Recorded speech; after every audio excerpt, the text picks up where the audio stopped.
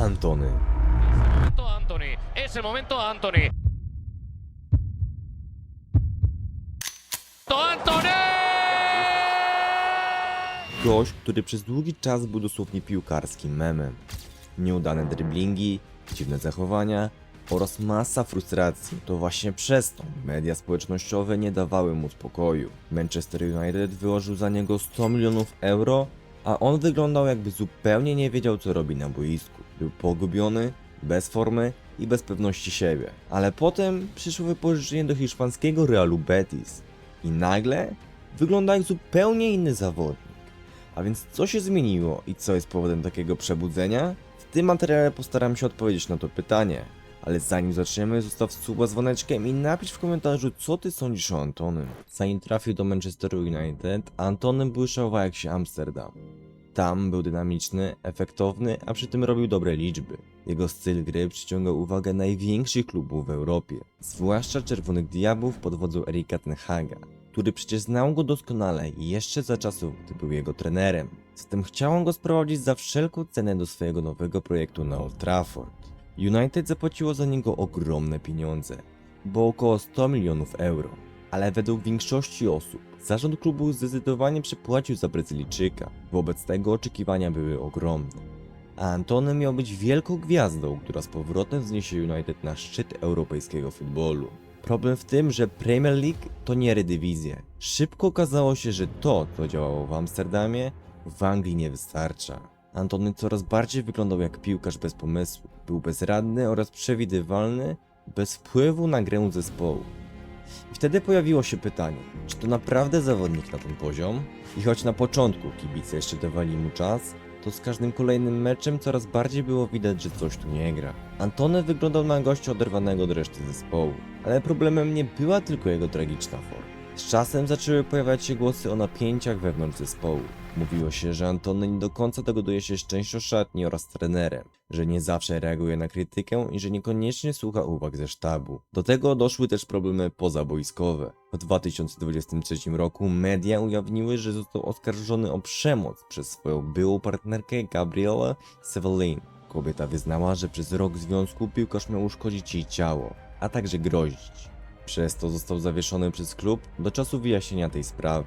Dopiero po roku czasie cała sprawa wobec Brazylijczyka została umorzona z powodu niewystarczających dowodów. Po tym całym zajściu jego forma spadła do absolutnego zera. Zaufanie trenera zniknęło, a kibice, no cóż, im też skończyła się cierpliwość. Jego przyszłość w Czerwonych Diabłach stała pod wielkim znakiem zapytania. Jednak sytuacja się zmieniła, gdy United postanowiło zwolnić Erika ten Haga, a w jego miejsce zatrudnili Rubena Amorima, który początkowo twierdził, że chce, aby Antony został i szkolił się pod jego okiem. Jednak ta sytuacja szybko uległa zmianie. Okienko zimowe zbliżało się wielkimi krokami, a Brazylijczyk po 14 spotkaniach miał zaledwie jedną bramkę na swoim koncie. W tamtym momencie stało się jasne, że Antony po prostu nie nadaje się do Premier League. Ani klub, ani sam Antony nie byli w stanie już dalej tego ciągnąć. Manchester United nie widział miejsca dla niego w drużynie. I to właśnie wtedy pojawiła się opcja wypożyczenia. Zainteresował się nim Real Betis, którym udało się dojść do porozumienia z wodzami Czerwonych Diabłów, dzięki czemu Brazylijczyk został wypożyczony w zimowym okienku do końca obecnego sezonu, bez opcji wykupu. Ten ruch nie był tylko decyzją sportową. To była próba ratunku dla kariery, która zaczynała w bardzo szybkim tempie zjeżdżać w dół. Wielu uznało to za ostatnią szansę. Może nie na powrót do dawnej formy za czasów Ajaxu, ale w ogóle na odbudowanie siebie jako piłkarza. W końcu był to nadal niespełna 25-latek, który marzył o tym, aby zostać ważną częścią zespołu. Hiszpański klub gra piłkę techniczną z naciskiem na posiadanie, gdzie Antony mógł znowu poczuć się ważny. No i co też istotne, z dala od problemów, z którymi borykał się grając w United. Ale tego nikt się chyba nie spodziewał. Ogłoszenie jego wypożyczenia przez Real Betis rozeszło się po internecie w sekundę. Media społecznościowe klubu dosłownie eksplodowały. Zasięgi pod rolkami i postami związanymi z Antonym osiągnęły milionowe wyświetlenia. Dla wielu był to szok, a dla innych idealny materiał na kolejne memy związane z Brazylijczykiem. Ale dla samego Realu Betis to był strzał w dziesiątkę. Transfer, który od razu przyciągnął setki milionów ludzi. Nikt nie miał żadnych oczekiwań co do debiutu Antonego w Betisie. Jednak mimo to od pierwszych minut przeciwko Atletico Bilbao było widać, że 16-krotny reprezentant Brazylii wreszcie odzyskał pewność siebie. Przebywał na boisku do 72 minuty. Przez ten czas zanotował 20 celnych podań, zaliczył 2 kluczowe zagrania do swoich partnerów, a także oddał 2 strzały, z czego jeden celny na bramkę rywala. Został doceniony przyznaniem mu wyróżnienia dla najlepszego zawodnika meczu, co z pewnością jeszcze bardziej dodało otuchy Brazylijczykowi. Na pierwszego gola także nie kazał on długo czekać kibicom. Antony wybiegł w podstawowym składzie na rywalizację z Celtą Vigą. I to właśnie on otworzył wynik. Mecz jednak zakończył się przegraną 3-2, ale po raz kolejny pokazał on, że potrafi grać na wysokim poziomie. W przeciwieństwie do chaotycznych występów w Manchesterze, tu grał z prostotą i skutecznością. Jego główną pozycją stało się prawe skrzydło, choć często schodził do środka, by rozgrywać piłkę i tworzyć przestrzeń dla kolegów.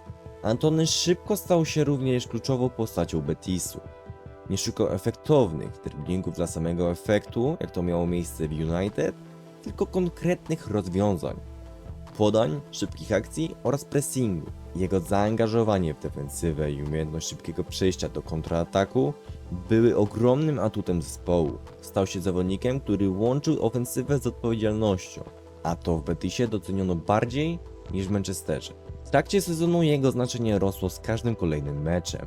Był jednym z najczęściej asystujących i strzelających goli zawodników w drużynie, a jego udział w budowaniu akcji często decydował o wyniku. Z tego powodu wykręcił całkiem dobre statystyki, bo w 24 meczach strzelił aż 8 bramek oraz zaliczył 5 asyst we wszystkich rozgrywkach pod szyldem Realu Betis. Kulminacją jego przemiany był udział w drodze Betisu do finału Ligi Konferencji. W tych ważnych meczach Antony pokazał, że potrafi grać pod presją. Jego szybkość, technika i inteligencja boiskowa były nieocenione. Gdy drużyna mierzyła się z czołowymi europejskimi zespołami, jego bramki i asysty w fazie pucharowej miały kluczowy wpływ na sukces zespołu. A szczególnie w półfinale przeciwko Fiorentinie, gdzie najpierw pięknym uderzeniem z wolnego pokonał bramkarza, otwierając wynik meczu, a później zaliczył asystę dającą awans do wielkiego finału Ligi Konferencji. Wielkie rozstrzygnięcie tego pucharu odbędzie się już najbliższą środę, także możecie napisać w komentarzu, kto zwycięży i czy Antony strzeli gola. Zatem śmiało można powiedzieć, że stał się jednym z liderów, który realnie wpłynął na wyniki drużyny i przywrócił wiarę w swoje możliwości. Sam wielokrotnie po meczach przyznawał, że w końcu znalazł sobie motywację i spokój, by ponownie błyszczeć na europejskiej scenie, a przy tym cieszyć się każdą chwilą spędzoną na boisku. To tylko pokazuje, jak wiele może zmienić kwestia otoczenia oraz nastawienia. Natomiast czy wróci jeszcze do Manchester United? Prawdopodobnie nie. Według wielu źródeł Real Betis ma go ponownie wypożyczyć lub wykupić. Ale jak to się skończy, to się dopiero okaże. Przebudzenie Antonego jest zdecydowanie jednym z największych w historii. Dlatego warto przyglądać się jego dalszej karierze i jego poczynaniach. Napiszcie w komentarzu, co wy o nim sądzicie. A ja wam dziękuję za obejrzenie tego materiału do końca i pamiętajcie, aby zostawić subskrypcję z dzwoneczkiem oraz łapkę w górę po więcej takich materiałów.